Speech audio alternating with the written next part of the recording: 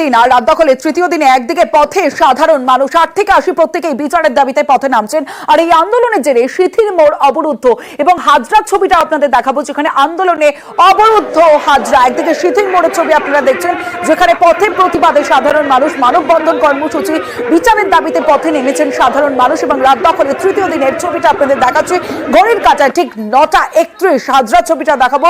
হাজরা মোড় অবরুদ্ধ হয়ে পড়েছে, কারণ প্রচুর মানুষ, হাজার হাজার মানুষ রাস্তায় নেমেছেন। কাল সুপ্রিম শুনানি এবং সেখানে সিবিআই স্ট্যাটাস রিপোর্ট জমা দেবে। তার আগেই বিচারের দাবিতে পথে সাধারণ মানুষ এবং ছোট ছোট শিশুরা, তারাও কিন্তু পরিবারের সঙ্গে প্রতিবাদে সামিল হয়েছেন। সিথির মোড়ের অবরুদ্ধ সেই ছবি আপনাদের দেখালাম। এই মুহূর্তে হাজরা মোড়ের ছবিটাও দেখছেন, হাজরা মোড় সম্পূর্ণ অবরুদ্ধ হয়ে গেছে। হাজরা মোড় থেকে আমাদের প্রতিনিধি মানুষ রয়েছে, মানুষের সঙ্গে কথা বলবো। মানুষ, আমরা যে ছবি দেখতে পাচ্ছি যে শয়ে শয়ে হাজার হাজার মহিলারা যেমন পথে নেমেছেন, ছোট ছোট শিশুরা পথে নেমেছেন এবং পুরুষরাও পথে নেমেছেন বিচারের দাবিতে। অবরুদ্ধ হাজরা মোড়, এই মুহূর্তের আপডেট জানবো তোমার কাছ থেকে। একদম তমস্ত, তুমি যেটা বলছো যে ৮ থেকে ৮০ সকলেই কিন্তু প্রতিবাদ মিছিলে সামিল হয়েছে এবং হাজরা মোড় এই মুহূর্তে অবরুদ্ধ এই কারণেই, কারণ চারিদিকে একটা মানববন্ধন তৈরি করা হয়েছে এবং হাজরা মোড়ে যানজটের আরেকটা প্রধান কারণ হলো দুটো মিছিল বা দুটো র্যালি এসে এখানে মিলিত হয়েছে।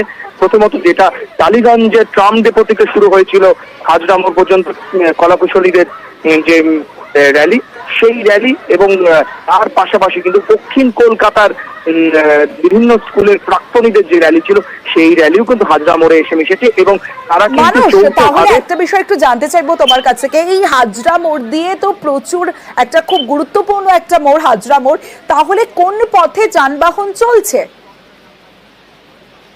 একদম এই মুহূর্তে হাজরা মোড় যেহেতু অবরুদ্ধ, পুলিশ বা ট্রাফিক কিন্তু দুদিক থেকে যানবাহনকে ডাইভার্ট করে দিয়েছে।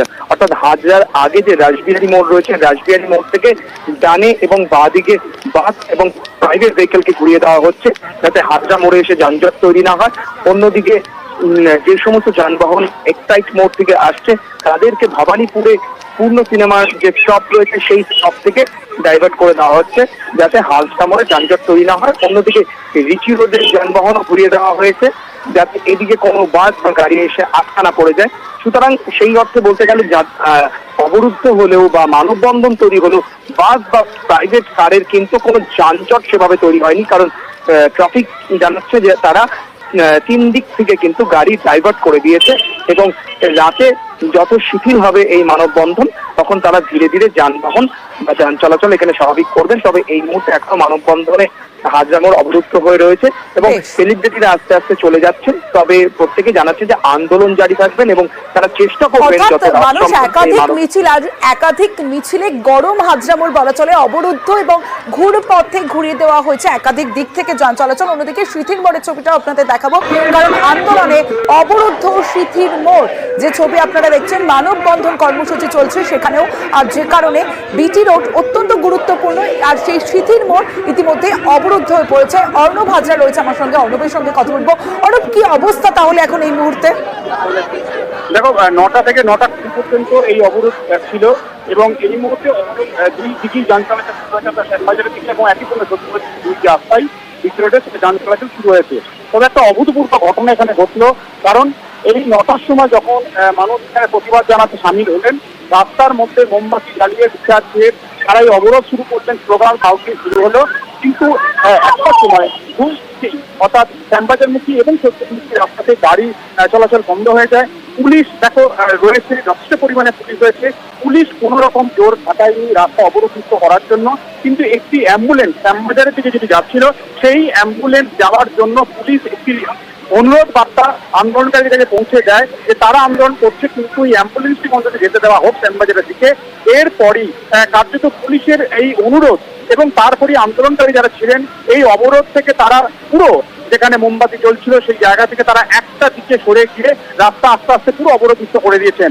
এবং এটাই সম্ভবত সাধারণ মানুষের আন্দোলন, এটাই হয়তো নাগরিক আন্দোলন, যেখানে পুলিশের একটা ছোট্ট কথা সেটাতেই তারা সম্মতি দিচ্ছেন, অবরোধ তুলে দিচ্ছেন এবং 20 থেকে 22 মিনিটে অবরোধ হওয়ার পর সেই মধ্যে দুই দিকেই রাস্তাতে যান চলাচল শুরু হয়েছে। কিন্তু বিশাল যে জমায়েত ছিল সিটির মোড়ে এবং বিচার চেয়ে, অবশ্যই অভয়াকান্তের বিচার, তিলোত্তমার বিচার চেয়ে, সেই বিশাল জমায়েত কিন্তু হাতে হাত রেখে এই মুহূর্তে সিটির মোড় থেকে একেবারে চিড়িয়া মোড় পর্যন্ত যে রাস্তা পুরোটা তার প্রতিবাদীদের হাতে হাত রেখে তাদের স্লোগানে, শাউটিংয়ে এই মুহূর্তে উই ওয়ান্ট জাস্টিসে মুখরিত এবং কোলাহলে কার্যত প্রত্যেকের। এবং সেখানে বিভিন্ন বয়সের মানুষ যেমন রয়েছে, একই সঙ্গে প্রচুর প্রবীণ মানুষকে কিন্তু আমরা এখানে দেখতে পাচ্ছি, স্কুল পড়ুয়াকে দেখতে পাচ্ছি।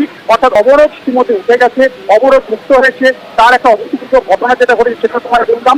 এবং এই মুহূর্তে পুরো ভিড়, এই মুহূর্তে শ্যামবাজারমুখী যে রাস্তা সিটির মধ্যে থেকে, সেই দিকে হাতে হাত রেখে মানববন্ধন কর্মসূচিতে সামিল হয়েছে। অর্থাৎ 14 কিলোমিটার নির্দেশিকার বাড়ি থেকে 70 থেকে শ্যামবাজার পর্যন্ত যে মানববন্ধন কর্মসূচি, শ্যামবাজারের খুব কাছে হওয়াতেই হয়তো এখানে জমায়েতটা বেশি রয়েছে। যদিও মানববন্ধন কর্মসূচি এখনো পর্যন্ত পুলিশ রয়েছে, শান্তিপূর্ণভাবেই কিন্তু এই কর্মসূচি চলছে সিকিম মোড় থেকে চিড়িয়ামাঠ পর্যন্ত। বেশ আরো জোরে বুক পাচ্ছি গুলি